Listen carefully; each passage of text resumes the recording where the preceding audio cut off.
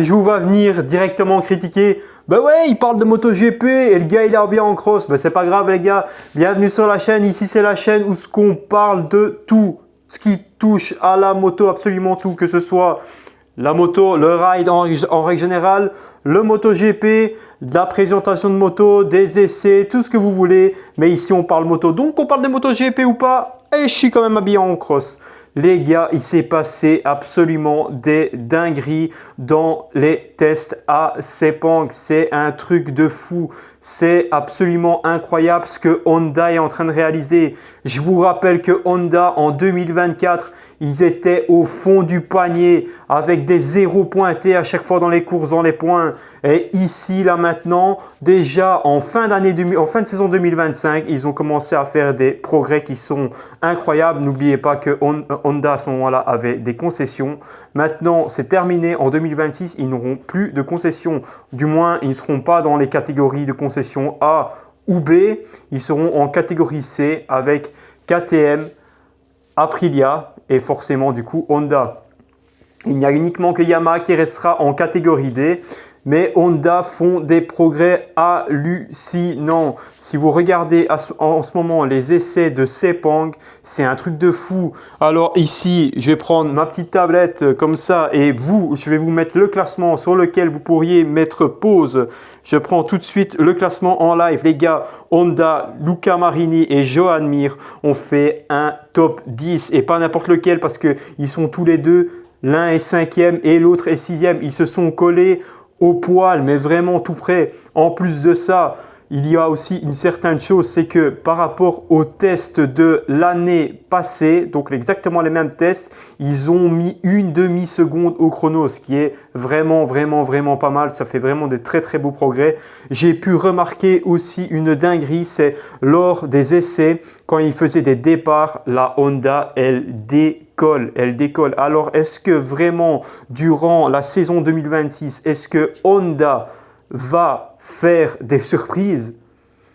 Franchement, je me dis, et même le compatriote Johann Zarco, pourquoi pas?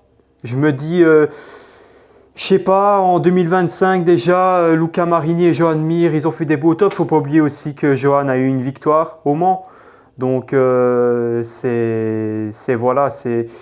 j'espère vraiment pour le suspense du MotoGP que Honda va pouvoir remonter dans le top.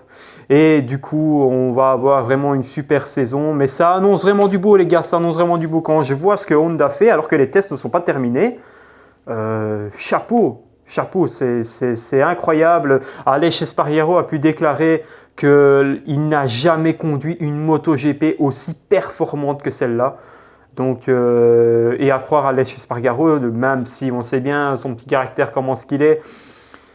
Voilà, on sait bien que c'est un gars qui est un petit peu chiant, mais bon, c'est un pilote qui a de l'expérience. Donc, vu ce qu'il dit sur la MotoGP, comme quoi elle est incroyable. Franchement, Honda, chapeau. Ça annonce de très bonnes surprises. Deuxième scoop, Fabio Quartararo est malheureusement forfait pour le reste des tests de Sepang. Il a subi une chute assez douloureuse et il s'est cassé le doigt. Franchement, allez, si on reprend le classement, quand on regarde Yamaha, il n'y a que Fabio qui donnait vraiment au maximum.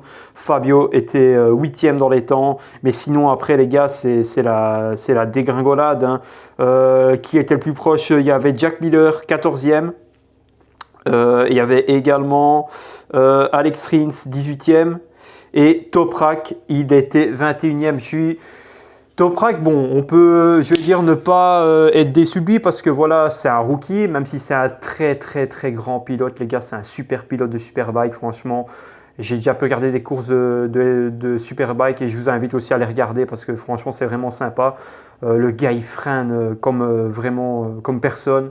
C'est un pilote qui annonce vraiment un très beau futur. J'espère en tout cas dans le MotoGP, mais je trouve que si on devrait parler de Yamaha pour ces tests, ben Yamaha ils sont encore dans le fond, hein, les gars. Même si le V4 voilà, il est neuf, il est encore peut-être et sûrement il doit l'être en développement. Je trouve que Yamaha est en fond de grille. Malgré la place, je veux dire la dernière place, enfin il n'est pas dernier, mais il est dans les derniers de Toprak, il a pu quand même s'exprimer et franchement déclare qu'il a un très bon feeling sur la moto. Concernant Fabio, ben, je suis un peu triste qu'il soit tombé et déjà qu'il soit blessé, parce que je pense que malgré, entre guillemets, la faiblesse de la Yamaha, due au nouveau V4, due à ce que tout est encore en développement, je pense qu'il aurait pu aller chercher un top 5, mais malheureusement, ça n'a pas été le cas. Il a chuté. Donc voilà. Alors, pour reparler du champion du monde de 2025, Marc Marquez, qui revient de blessure, eh ben, franchement, ben, c'est encore une fois, c'est du Marquez. Hein. Bon, c'est des tests. Il y a les gars, ils sont peut-être pas à fond. Il y en a certains qui, voilà, ils sont comme Francesco Bagnaia a déclaré, d'ailleurs on va parler de lui après, mais il n'était pas encore en mode course, si on peut dire. Mais Marc Marquez, voilà, il fait un temps exceptionnel, il est premier, enfin exceptionnel encore une fois pour les essais, il est premier des essais. Je pense qu'il va encore améliorer ça. C'est vraiment du grand Marc Marquez. Il est à 100% maintenant avec son épaule. Il a clairement dit il est à 100%, donc on n'aura pas de problème physiquement d'ici là. Donc il n'aura plus de problème physiquement d'ici là. En tout cas, j'espère pour lui s'il ne rechute pas pendant les essais ou qu'il ait un autre problème. Mais il a déclaré qu'il était à 100% pour le futur et du coup les futurs essais, enfin les essais qui sont en cours ici et pour le début de la saison. Concernant Francesco Bagnaia, top 8, je pense, si je n'ai pas de bêtises. Il a fait top 8 si je n'ai pas de bêtises. On va contrôler, on va vérifier pour être sûr. Alors, Pecco, qu'est-ce qu'il a fait? 7e, c'est Fabio, pardon, qui a été 8e. Pecco a été 7e, avec un très bon temps quand même. Moi, franchement, ouais, c'est encore les essais, les autres sont pas à fond. Bon, j'espère que Pecco va pas faire la même saison qu'il a fait en 2025. Demain, il annonce qu'il va piloter comme s'il était en mode course. J'attends de voir ça avec impatience. N'oublions pas que Pecco, au niveau de sa place dans le team, ben, il est un petit peu en hésitation parce que vous avez entendu les transferts, on parle pas mal de quand même Pedro Acosta qui pourrait arriver dans le team Ducati. On parle aussi de peut-être Aldeguer, que lui est encore blessé et qui n'était pas là à ses essais ici. J'espère vraiment pour Pecco qu'il y aura des efforts de ce côté-là et que le garçon va pouvoir enfin se reprendre. Sinon, ben, ce sera peut-être la cage chez Aprilia. Bon, j'aimerais bien avoir un team Aprilia avec Bezzecchi et Pecco, pourquoi pas. Bezzecchi est un pilote qui est en train de monter en puissance. Il est aussi dans le top 5 dans les essais. Ouais, dans le top 5, on va contrôler quand même, hein, parce que bon, j'ai pas étudié, hein, les gars, j'ai pas étudié. En même temps, je vous dis, j'ai regardé tout ça. Ouais, il a fait 4e, donc c'est pas mal. J'ai regardé tout ça, les gars, et je voulais absolument, d'ailleurs, on va vite faire une parenthèse pour ça. C'est ma première vidéo pour le MotoGP. C'est l'une de mes premières vidéos de ma chaîne d'ailleurs. Donc n'hésitez pas s'il vous plaît à m'encourager, à vous abonner et à m'envoyer des commentaires, qu'ils soient positifs ou négatifs, pour que j'aide à améliorer, vous aider pardon, à améliorer ma chaîne. Et au moins ça me motive à vous sortir des futures vidéos, que ce soit sur le MotoGP ou autre chose qui touche à la moto. Ça me ferait vraiment plaisir. Trêve de parenthèse. Donc au suivant. Je tenais à parler de KTM. Je trouve que KTM fait des... On disait qu'ils étaient à plat ou au neutre, qu'il n'y avait pas de progrès. Mais en tout cas, Vignales, il nous fait une magnifique place. Il est 3e, juste derrière Fabio Di Giannantonio et Marc Marquez.